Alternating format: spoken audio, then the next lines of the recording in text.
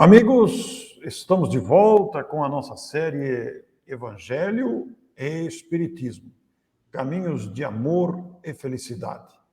E alcançamos hoje o capítulo número 12, o episódio número 13, dando continuidade aos comentários sobre esse extraordinário livro Roteiro da Lavra Mediúnica de Francisco Cândido Xavier, ditado pelo Espírito Emmanuel. E atingimos, pois, esse capítulo 12, que tem o título O Serviço Religioso. Marcos de Mário, conosco para essa continuidade.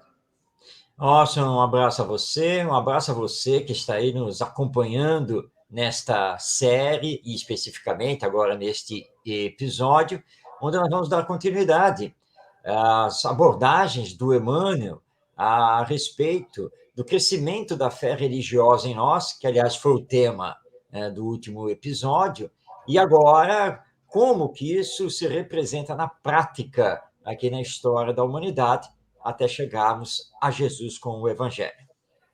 Você diz bem, Marcos, porque a palavra serviço significa mesmo a questão na prática, porque tem a questão teórica, tem os exemplos, tem tudo, mas agora o serviço, como seria este serviço religioso diante da fé, perante a humanidade, é o que Emmanuel vai nos trazer hoje. Eu deixo aqui contigo a primeira tela selecionada para hoje.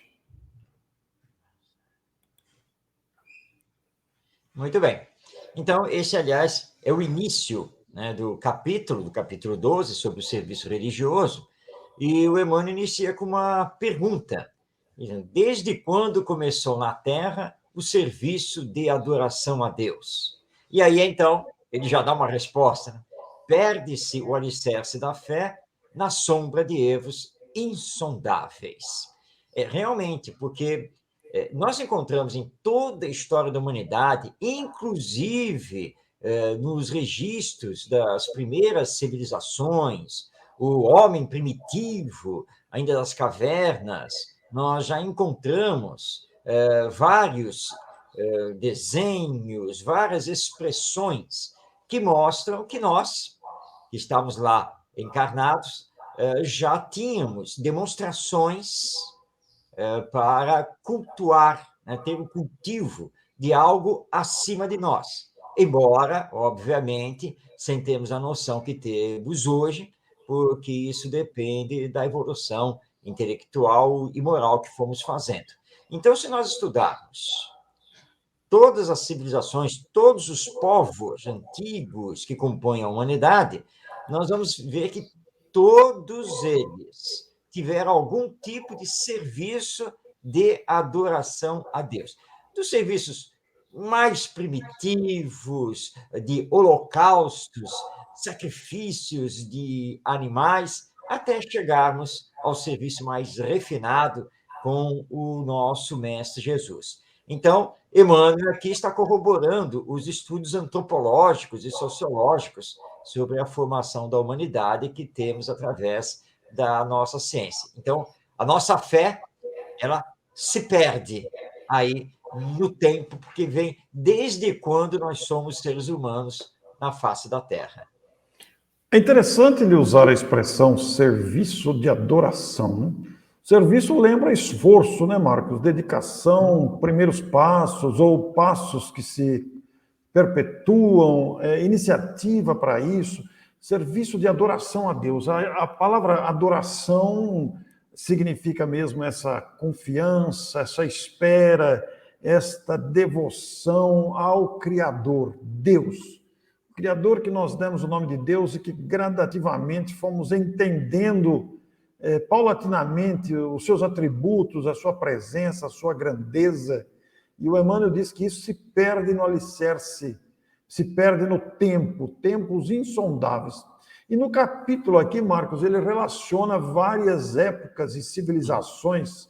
É muito interessante essa dissertação, esse passeio histórico que ele dá, passando pela Índia, pela Pérsia, entre os judeus, na China, na Grécia, em Roma, em todo o tempo aí, como que construindo um alicerce histórico para esta construção da necessidade e da busca de Deus, da compreensão do que seria, como dissemos nos capítulos anteriores, nos episódios já gravados e disponíveis, nós falamos sobre a identificação com o Criador, a fé, essa vontade de ir e de buscar o Criador.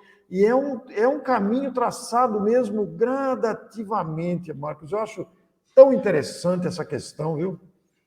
Realmente, Orson, porque você fazer o estudo da evolução histórica do nosso culto a Deus, né, a esse serviço religioso, nós vamos ver que é natural procurarmos representar a nossa fé, né, em algo superior. Então, é natural fazermos essa representação através de culto exterior, ou seja, materializar essa fé, que, na verdade, ela não é material, mas nós sempre tivemos essa, vamos dizer assim, essa necessidade. O Emmanuel começa, por exemplo, lá com o Antigo Egito. Sim, nós vamos entender que essas primeiras civilizações eram civilizações mitológicas.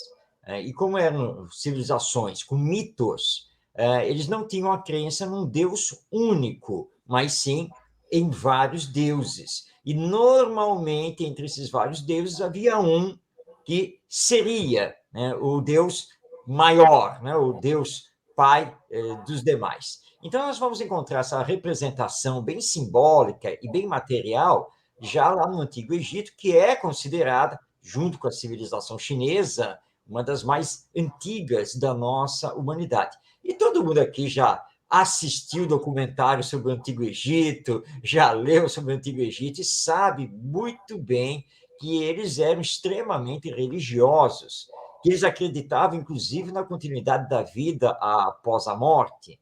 Por isso que os mais abastados eram sempre enterrados em sarcófagos, tumbas, onde objetos, roupas, tudo era colocado ali, com aquela crença de que ele se serviria daquilo no novo mundo, né, na vida espiritual. São famosos, por exemplo, ou melhor dizendo, é muito famoso um deus egípcio, por exemplo, o deus Aton, o culto a Amon e assim por diante.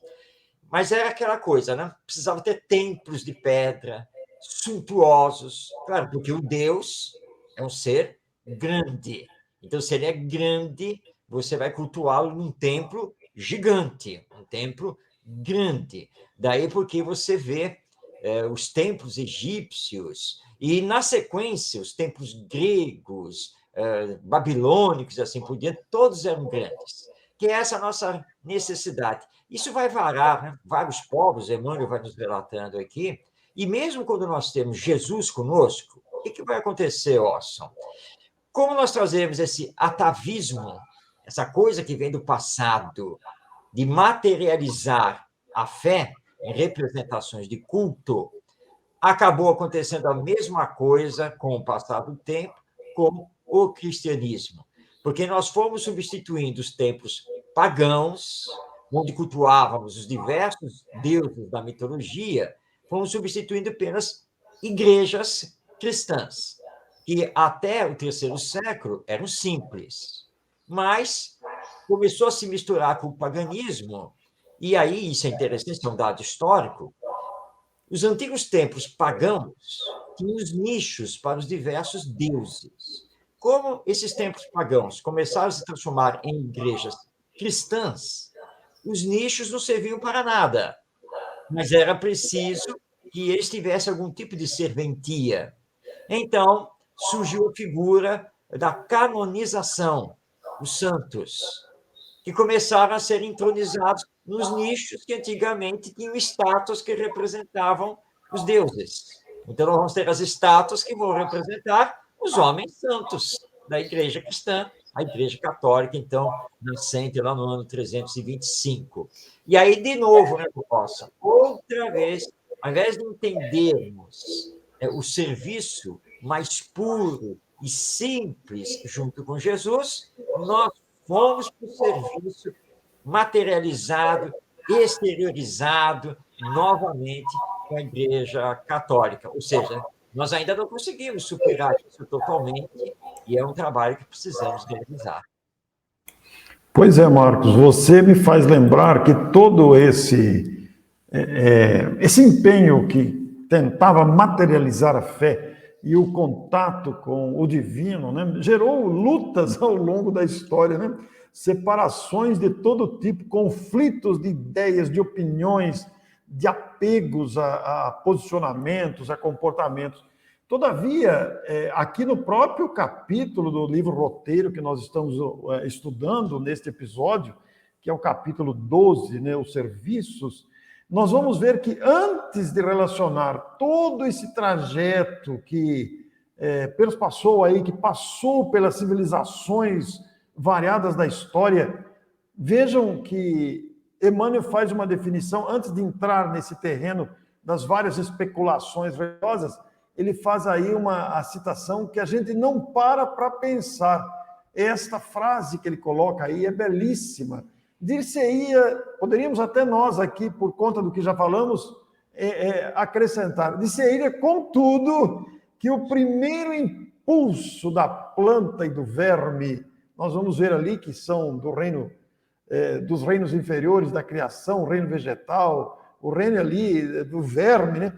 E a procura da luz, olha aí, a planta que nasce do solo, desponta da semente, trava uma luta para se desprender da semente e busca a luz.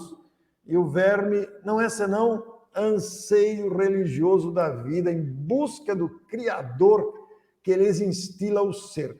O Marcos, esta expressão de Emmanuel, esta frase dele, ela tem inclusive um teor poético, mas ao mesmo tempo científico, moral, porque mostra a grandeza deste processo evolutivo. Quer dizer, como ele disse no parágrafo anterior, que isso se perdeu na noite dos séculos, dos tempos, etc., todavia, o primeiro impulso é de busca do Criador. E isso não é diferente conosco, apesar de todas as lutas de opiniões, apesar das divergências de interpretação, inclusive nos dias de hoje, que ainda temos essa divisão religiosa, nominativa, né? Nós vamos ver que existe dentro de cada um de nós um anseio religioso. Este anseio religioso é aquela, digamos, entre aspas, a impressão que Deus colocou em cada filho, em cada ser, em cada criatura, da sua origem divina. Ora, esta origem divina, o ser tende mesmo a buscar o Criador, porque foi aquele que lhe deu a vida. Eu considero esta frase aí magnífica no capítulo. É assim como o filho procura instintivamente a mãe e o pai, com o seu olhar, né, procura o aconchego, de uma forma assim bastante natural, instintiva. Todos os seres da criação procuram o pai, né, o pai criador, procuram a luz, como Emmanuel coloca. Então, há sempre esse movimento, a busca da luz, que ele aqui, claro, usa uma figura de linguagem para mostrar que as plantas e os vermes procuram a luz, né, a luz do sol, a luz da natureza para a sobrevivência, mas que isso representa para nós essa busca da luz. Só que nós temos que entender que o anseio religioso ele tem que ser espiritualizado, que é a luz espiritual que nós precisamos procurar.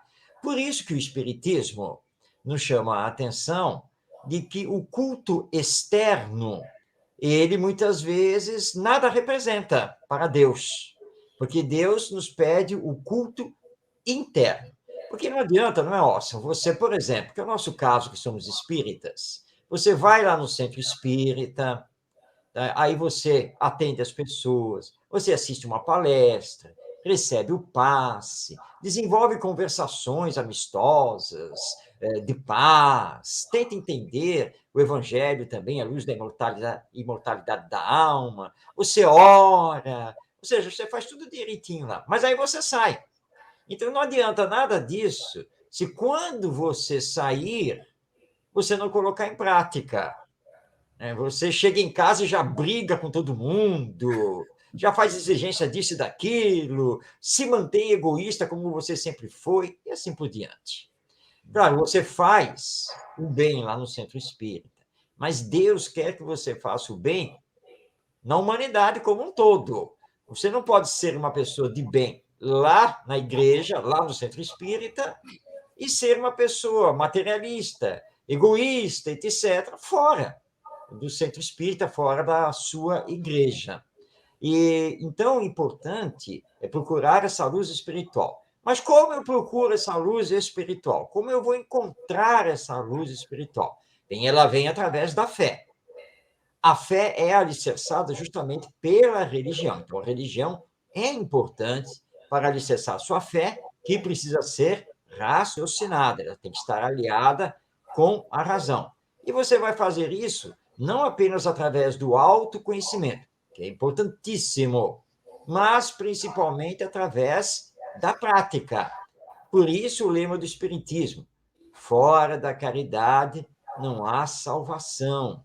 Entendendo que essa salvação é justamente você poder chegar mais rápido à perfeição, você poder desencarnar com consciência tranquila e ser recebido como um vencedor de si mesmo e do mundo. Então, você não precisa ter um local especial. Por exemplo, não, eu só tomo passe se eu sentar na cadeira tal, lá no canto tal, né? Eu só consigo fazer uma prece só se eu estiver lá não sei aonde, se eu tiver com não sei o quê. Essas coisas são manifestações exteriores e que prendem você à sombra da terra, ao invés de você dar o voo da alma para essa luz divina que você precisa encontrar. Então, esse anseio sempre existiu, só que nós ainda misturamos o culto externo com o culto interno, íntimo. E o Emmanuel está nos colocando aqui nessa figura justamente isso: olha, faça como faz aqui a planta ou como faz o verme. Eles saem da terra para conseguir captar o sol, para estar com o sol. E é o que nós precisamos fazer, até porque entendemos, né, Orson, que esta não é a verdadeira vida. A verdadeira vida é a espiritual. Então, esse tem que ser o nosso esforço. Então, Marcos, pensando nesta direção tão bem explicada por Emmanuel, com seus comentários aí tão prodigiosos como você fez com tanta leveza e sabedoria, nós também vemos, né, que trazendo para os dias atuais, depois desse passeio histórico que começou lá pelo Egito e passou por todas aquelas grandes civilizações, e chegando aos dias atuais, no serviço religioso que todos nós estamos inseridos, nas várias denominações religiosas, nas manifestações variadas de fé que temos no planeta atualmente, nós vemos a importância, como citado do exemplo de buscar a luz, de sairmos dos condicionamentos externos, como você tão bem colocou, né? Com todo o respeito que devemos a todas as religiões, e aliás, esse é um dos nossos primeiros deveres, respeitar as manifestações religiosas, espontâneas, puras e honestas, né?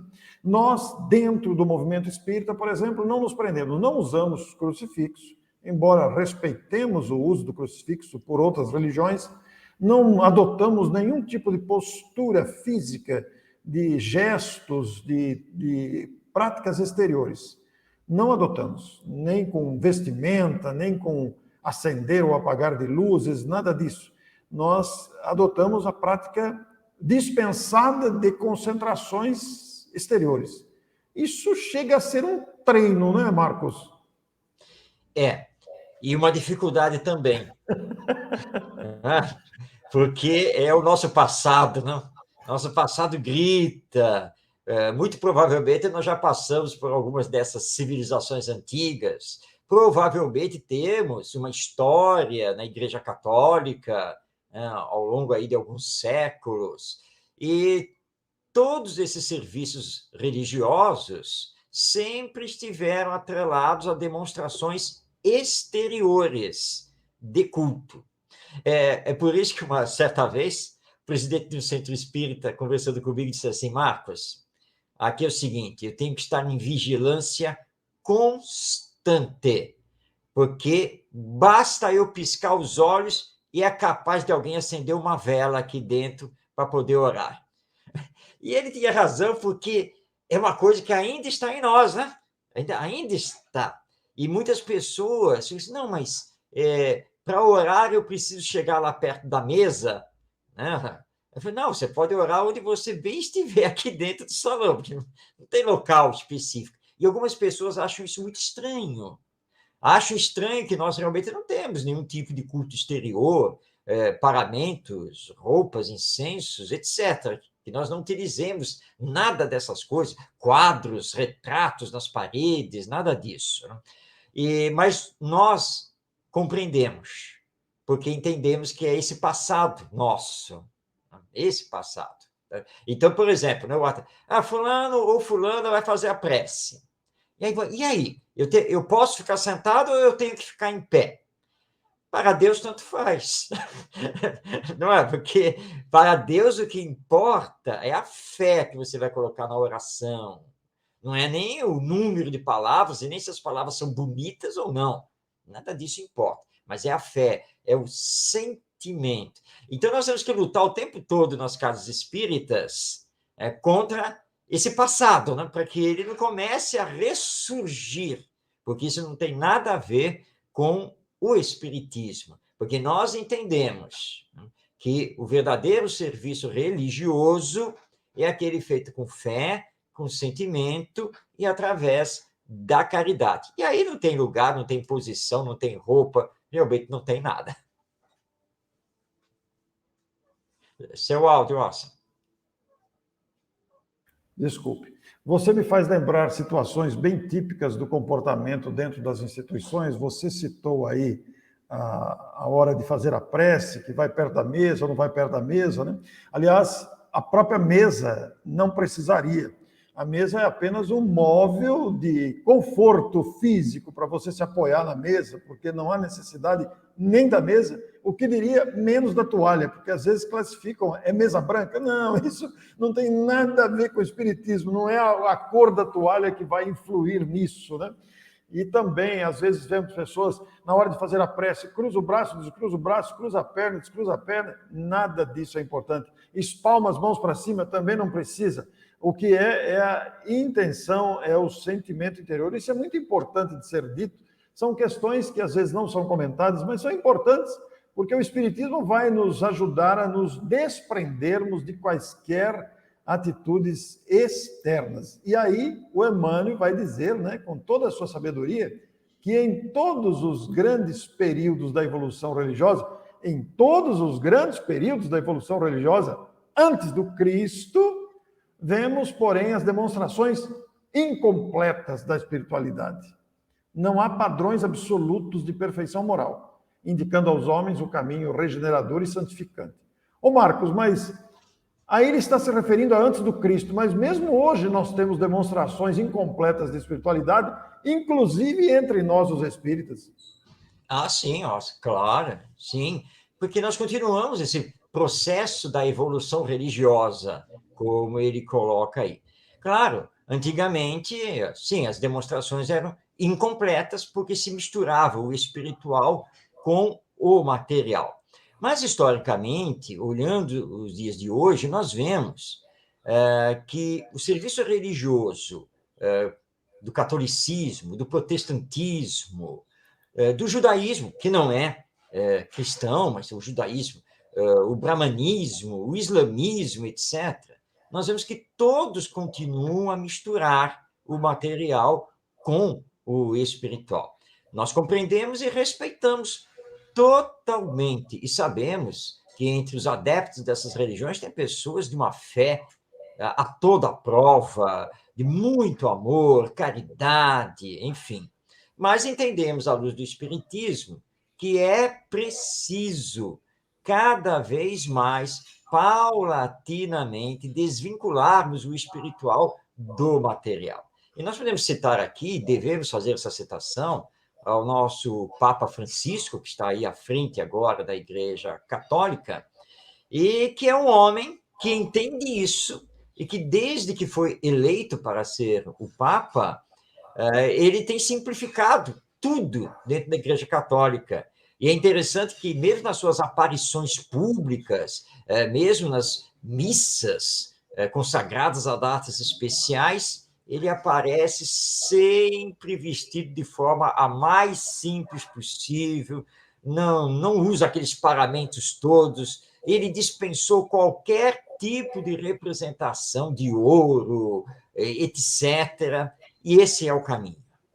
É o caminho para que o serviço religioso encontre verdadeiramente a espiritualidade. E que no centro espírita nós temos que continuar a fazer esse esforço, sempre lembrando, e você lembrou muito bem, que nem a mesa, na verdade, Não precisa, precisa.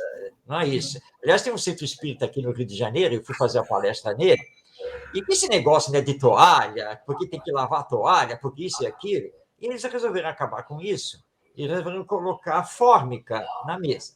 Normalmente, você trabalha com a fórmica na cor branca. Isso é o mais normal. E eles lá, tá, colocaram fórmica. E eu fui fazer a palestra e brinquei com isso, que disse assim, olha, minha gente, depois de tanta peregrinação pelos centros espíritas, eu fui encontrar aqui mesmo, na cidade do Rio de Janeiro, onde eu resido, o famoso centro espírita de Mesa Branca. Porque eu nunca tinha encontrado. Tinha encontrado centro espírita de mesa com toalha branca. Mas está aqui, olha aí, ó, viu? Formicaram a mesa, a fábrica é branca. Finalmente, o centro espírita de mesa branca. Então, nós sabemos que nada disso existe.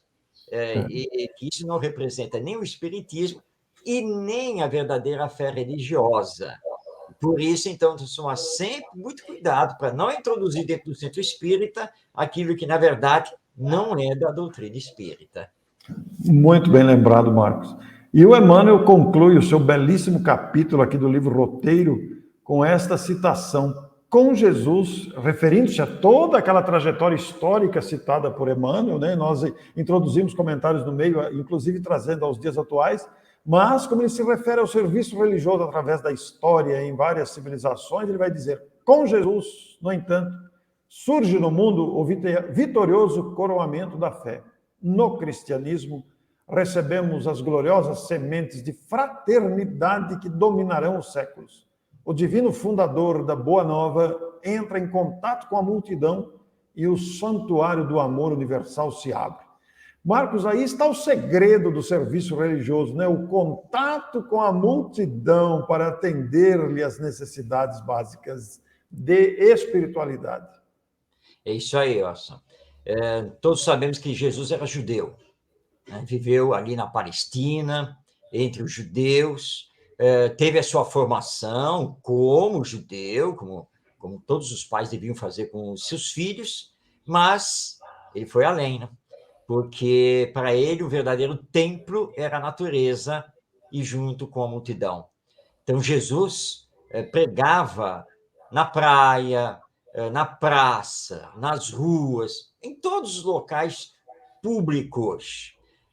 E, claro, sim, ele também compareceu às sinagogas, ele também falou lá no templo em Jerusalém, sim, mas nunca se ataviou com as questões sacerdotais, jamais. E porque ele veio dar o exemplo a todos nós de que o melhor templo é a casa de Deus, que é a natureza. Esse é o grande templo. E que as pessoas necessitam da mensagem da Boa Nova, do Evangelho, que é a mensagem do amor universal, como Emmanuel nos coloca, e que para essa mensagem nós não precisamos de templos de pedra. Aliás, com a pandemia agora, da Covid-19, nós, que já sabíamos disso, descobrimos mais ainda, não é, Orson? Porque impedidos de fazer as reuniões públicas no centro espírita, quando houve, né, o isolamento social por lei, nós começamos a fazer as reuniões online, via internet, e nem por isso deixamos de orar, de manter a nossa fé, de manter, né, a nossa compreensão, nossa fraternidade e assim por diante, apesar de estarmos conversando em vídeo através da internet. Isso veio mostrar para nós que realmente não temos tanta necessidade mesmo do espaço físico especial para a verdadeira demonstração de fé. Apesar da importância das nossas instituições espíritas estruturadas, com aconchego, com acomodações variadas, nós derrubamos as paredes do centro espírita com a virtualidade, né? E começamos a perceber que nem da casa nós precisamos, embora a importância do contato físico, da convivência, do aperto de mão, do abraço, que não são dispensados. Mas diante das situações como essa, de isolamento social por lei, nós pudemos viver a doutrina espírita completamente. E esta conclusão do capítulo aqui, Marcos, ela é uma dica para todos nós, os espíritas, entrar em contato com a multidão, para que a boa nova adentre o coração de todos nós, para os que recebem essas benesses da boa nova e para todos nós que podemos estimular isso na convivência com a multidão.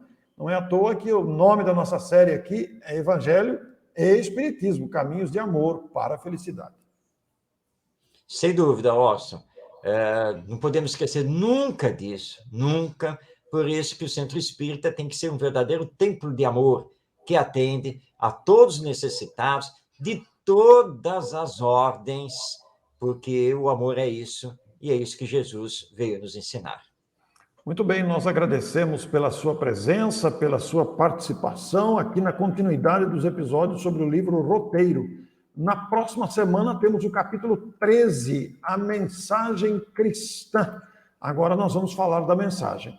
Vamos aguardar a próxima semana, então, para estarmos em contato com a mensagem cristã. Até lá, muito obrigado, fiquem bem e até o próximo episódio. Um grande abraço a todos.